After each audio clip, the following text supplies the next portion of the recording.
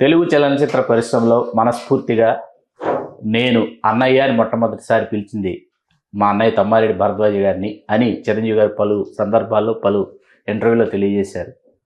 ఈవేళ చిరంజీవి గారికి ఎన్టీఆర్ జాతీయ పురస్కారం గద్దర్ అవార్డ్స్ కమిటీ ప్రకటించిన నేపథ్యంలో చిరంజీవి గారి గురించి ఏం చెప్తారు భరద్వాజ్ గారు? అతను సెల్ఫ్ మేడ్ మ్యాన్. తన కష్టంతో, తన నిబద్ధతతో, తన ఆలోచనతో తను నిలబడటం కాకుండా తన చుట్టూ ఉన్న వాళ్ళని కూడా తీసుకొచ్చి వాళ్ళ ఇండస్ట్రీలో నెంబర్ 1గా చలామణి కాదు అయ్యాడు. నెంబర్ 1 అయ్యాడు ఆయన. సో అతని గురించి అతని దగ్గర నేర్చుకోవాల్సినవి చాలా ఉన్నాయి ప్రతి మనిషి.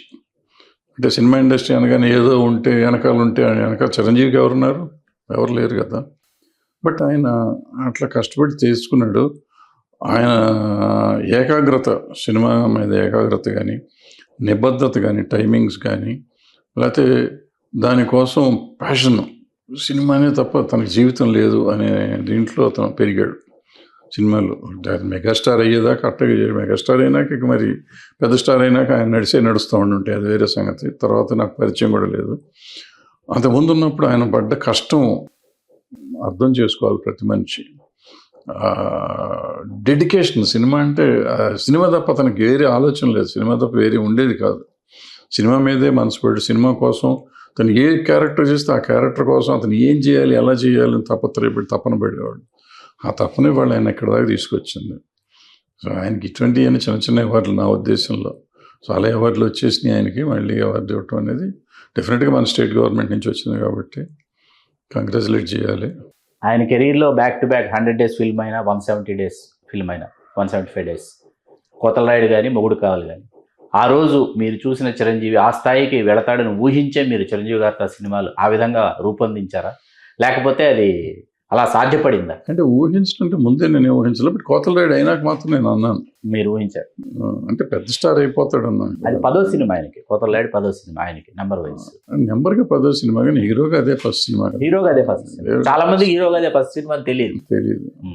పర్లేదు, మనకు తెలియకపోయినా కొంపేం మనగదు మనకు, కానీ మనకి దానివల్ల కోపం మేకతో లేని కాకపోలేదు. సో బట్ ఏంటంటే అక్కడి నుంచి ఆయన మెల్లిమెల్లిగా పెరుగుతూ వచ్చారు. ఆయనకి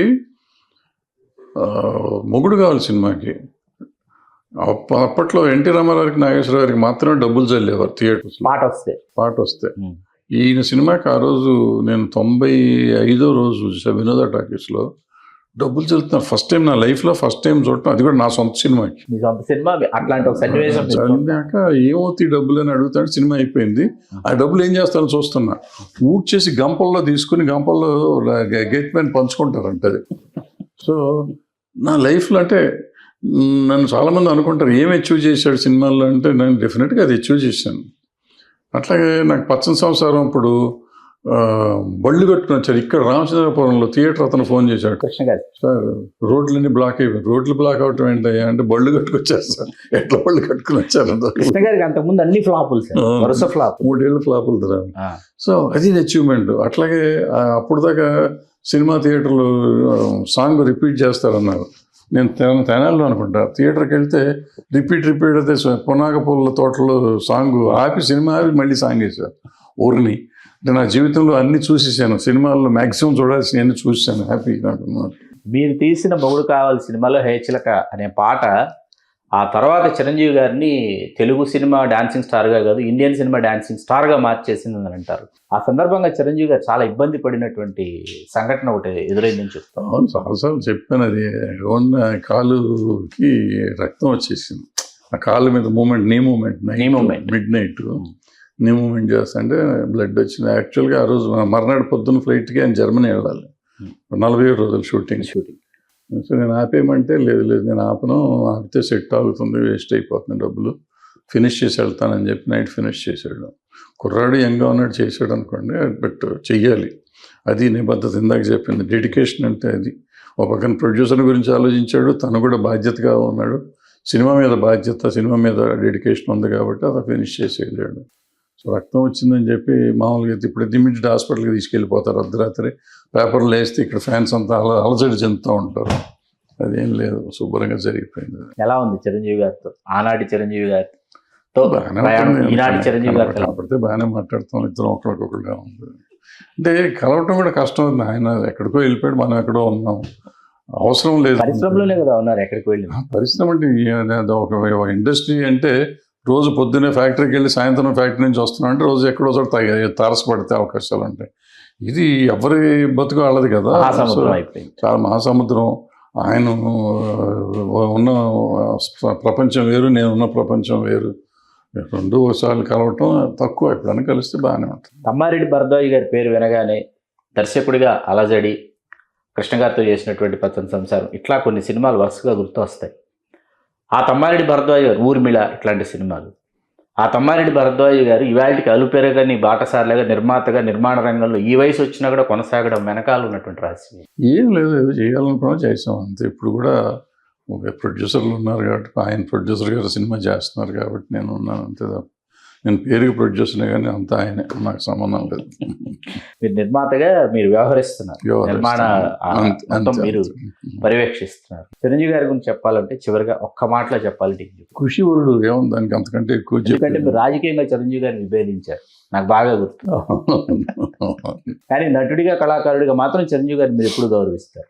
ఏం లేదు, అందరూ ఆయన ఆదర్శంగా తీసుకోవాలి. అంటే ఆయన డెడికేషను, ఆయన లైఫ్ స్టైల్ అది నేర్చుకోవాలంటే ఆ బిగినింగ్ డేస్లో ఆయన ఎంత కష్టపడ్డాడో, మనం కష్టపడితే రాగలం అనేది తెచ్చుకోవాలి తప్ప. ఇప్పుడు రామ్ చరణ్ ఆయన కొడుకు కాబట్టి హీరో అయ్యాడు, రామ్ చరణ్ కూడా ఎన్ని కష్టాలు పడి ఉంటాడు, ఖచ్చితంగా వేది పతనం పడ్డాడు. సో కొడుకులైనా పిల్లలైనా కూడా రావటం అంత ఈజీ కాదు ఇండస్ట్రీలో. అట్లాగే వాళ్ళు ఎవరు లేకపోయినా రాకపోవరు అంటానికి ఇప్పుడు వీళ్ళున్నారు, నిఖిల్ ఉన్నాడు, విజయ్ దేవరకొండ ఉన్నాడు, నాని, నవీన్ పోలీస్ వేస్తే 100 పేర్లు వస్తాయి చెప్పుకుంటూ పోతే. ఏ బ్యాక్గ్రౌండ్ లేకుండా రవితేజ గారు కూడా ఏ బ్యాక్గ్రౌండ్ లేకుండా అవార్డు వచ్చింది. ఆ పిల్లడు ఎవరో ఉన్నారు, ఆ పిల్లడు రాజు రాంబాయి, చాలా సినిమాలకు వచ్చినాయి. Family show, it's family show, hero పేరు ఏంటి ఆ పిల్లడు. వీళ్ళందరికీ ఎవరు లేరు వెనకాల, మరి వీళ్ళందరికీ రావట్లా, సినిమాలు రావట్లా.